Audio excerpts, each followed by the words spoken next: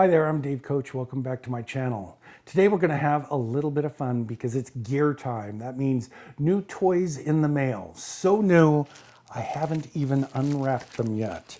I'm not even 100% sure what I've got, but I think I've got a pretty good idea since I bought this. So just at the outset, just to be totally straight and upfront, these are pieces of gear that I have personally paid for, that I am personally buying because I think they will help my workflow. I'm not buying these because I think I'll get higher ratings or more views on YouTube. I'm not buying these because I got a discount or somebody asked me to. This is actually something I bought to make my life and my workflow better. So just by way of a little bit of background, Apple just released their new Mac Studio, and it's M4 and it has Thunderbolt 5, which has me very excited. I've always thought that there was an absurd Apple tax on internal memory on Apple products, and the Studio is no exception. It costs an unreasonable amount of money to add memory to any of the Mac products, Mac Studio specifically in this case. I decided I wanted to upgrade my office computer to the Mac Studio when the M4 version came out, and I went ahead and I got the Macs when that did come out, and that should be here next week. I bought it upgraded, so it's taking an extra week to get here. But I did not upgrade the internal memory because the Mac Studio being Thunderbolt 5, I'll be able to get just as fast a memory outboard as inboard. And that's where we're at with this. This is the first piece of that chain to add memory at the same speed as the internal Mac memory. This is the first and to date, as far as I know, only Thunderbolt 5 enclosure for M.2 memory. And yep, that is exactly what it is. Acasis 80 megabit SSD enclosure. And this will take M.2 memory and just put it right into the computer. It is, as I said, Thunderbolt 5. It should reach 80 gigabits per second. I think internal memory speed on a Studio, I don't have it yet, so I don't know. I will measure that, but I think that's 50. So we should be getting similar speeds. There were two versions that I saw when I looked at this. There was the base version, and then there was the deluxe or the pro or the upgraded. And I think they were $249 and $299. I went ahead and I got the upgraded one, the $299 one, because it added a fan to the enclosure to keep it cool. And when you're talking speeds like this, it's going to get very hot very fast.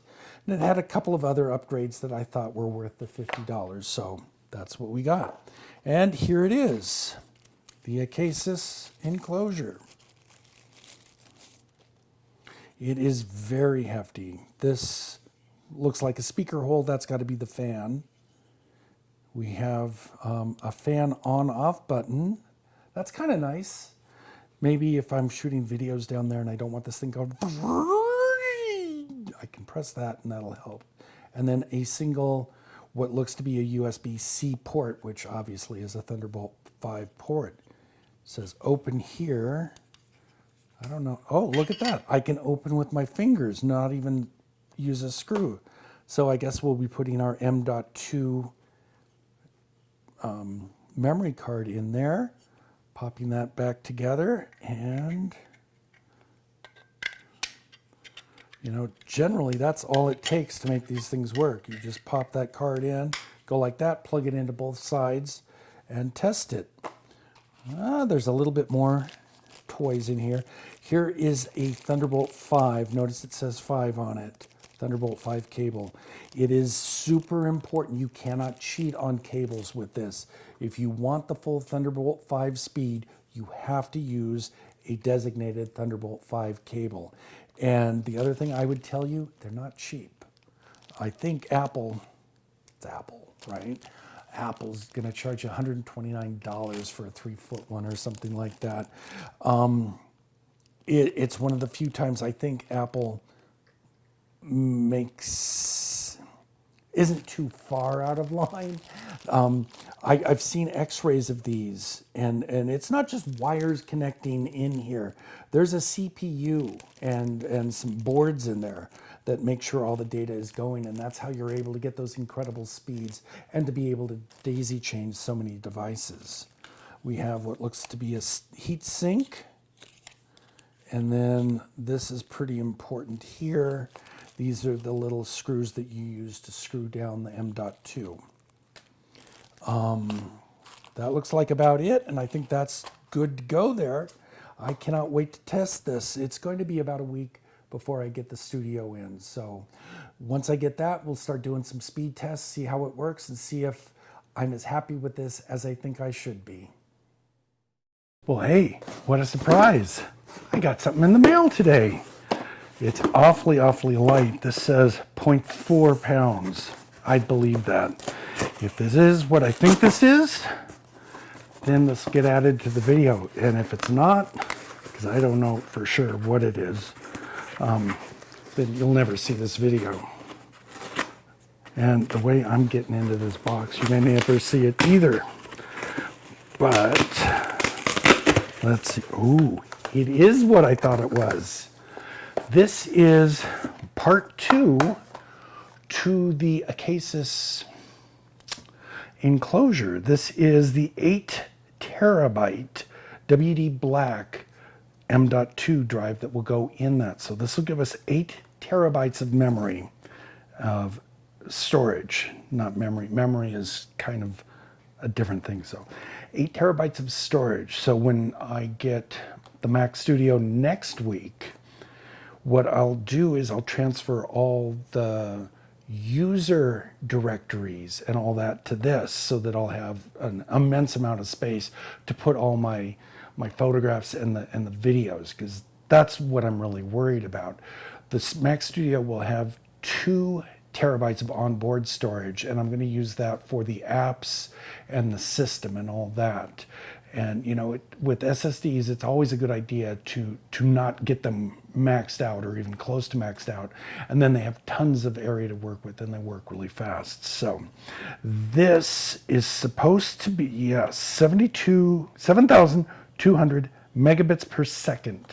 So that should work really well with the Thunderbolt 5 that this will be processed in at. Typically, up to this point, when I've done this, I've been buying I started, I think, with 2 terabyte and then 4 terabyte Samsung Evo Pros. And those things have been incredible. This is the first time I've tried a WD. And I've got a friend who's got one, and he said it worked just fine for him. So we'll give it a shot. I know the Samsungs are just, like I said, just super fast and just perfect and no problems at all. So I am eager to give this a try. I don't know how well it's going to work, but we will find out. We will do speed checks and all that when the studio comes in, and I'll come back to you and talk to you then.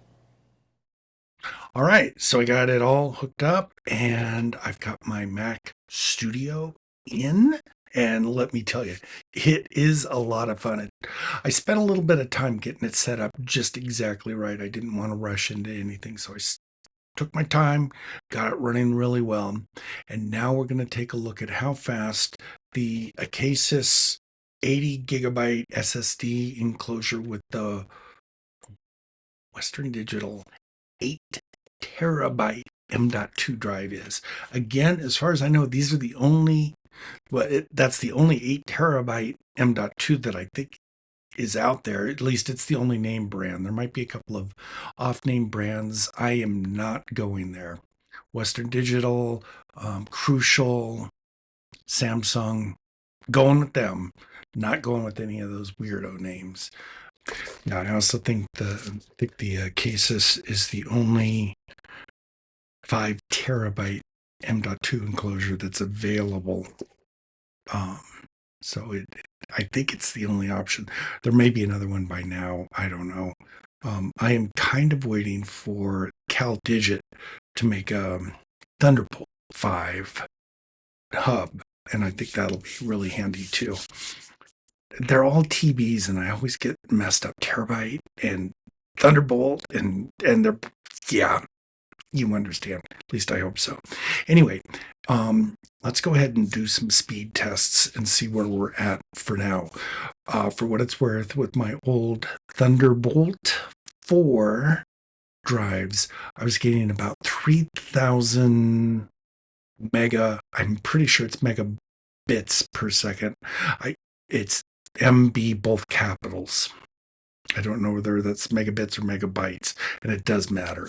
They are different things, and I do know that. Anyway, whatever the Blackmagic Design speed test is in, that would register around 3,000, and the internal was about 5,000. So that's what the M.1 Thunderbolt 4 was. So let's hop on over, and this is on the Mac Studio. And let's first test the internal Mac Studio drives. And so we're going to go applications. That should be internal. Let's go to just applications. There we go. All right. And test in 3, 2, 1. Nearly 7,000 megabits or megabytes per second, whatever MB is. So we've got about 67 and about 55, roughly. That's dang fast. Wow. All right, let's go to the external drive. And let's go to my Lightroom drive. This is right where I put my images for Lightroom.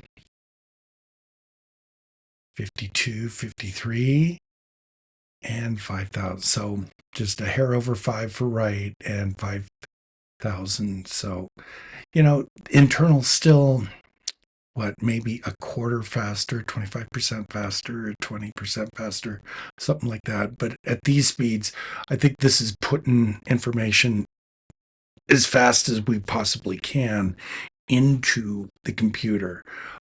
I've been doing some playing around with this and stuff, and I in Lightroom, I'm doing one-to-one previews and all that, and I'm just blown away how fast things are working. There's no lag at all for any of the editing that I'm doing. I've done HDR composites, and they happen in under 10 seconds, with 3 or even 5 components. And I've done some panoramas with some very, very large images, 48 megapixel images, maybe 5 or 6 in the panorama. I'm getting results back in less than a minute. And, part of that is the M.C. All these confusing names. Part of it is the M4 chip, which is, I think, super optimized for working with Adobe products, which is saying something because their products are written horribly. But part of it is we're just in a great time for fast speeds, and Thunderbolt 5 is as fast as we could possibly need. And then you can daisy chain things, like my monitors are all daisy chained. So anyway, very happy with it. As far as the Western Digital drive, I have not had a problem or a hiccup with it at all. I didn't expect to. Western Digital is a reputable company, so I expect something good from them. I have only been using it for 5 days or so too, but it's working. Everything is as fast as I was hoping. Like I said, these speeds are just blowing me away. They're essentially double what Thunderbolt 4 was for me. So I again would recommend, if you're going to follow this path, definitely go ahead and get 1 to 2 terabytes of internal memory on your Mac, and then do the rest external with a Thunderbolt 5. If you can get a Thunderbolt 5 computer, this will be slower, as I said, probably in the 3000s on Thunderbolt 4. So those are your options, or some of the options that you could make. I used to have an Intel i9, and when I made the jump to the M1, which was my MacBook Pro, it blew the i9 away. Again, I just really think that the M1, M2, M3, M4 series by Apple have really optimized themselves, or Adobe has optimized itself for the M1 through 4. For whatever reason, I'm super happy. It's running fast. I'm really happy with it. So that's my advice. Definitely do the external drive. It's working great. It is a little tricky moving your home directories and all that to the external drive. So you might want to just put an import and export and a working directory on the external drive, and just use them that way. But, a studio is basically a home computer. It's, just going to sit here and not go anywhere. So I can hook all that stuff up and not worry about it. Anyway, that is where I'm at. And like I said, I'm super happy with it. I'm going to keep running it. And yeah, that's it. May your next shoot be your best shoot.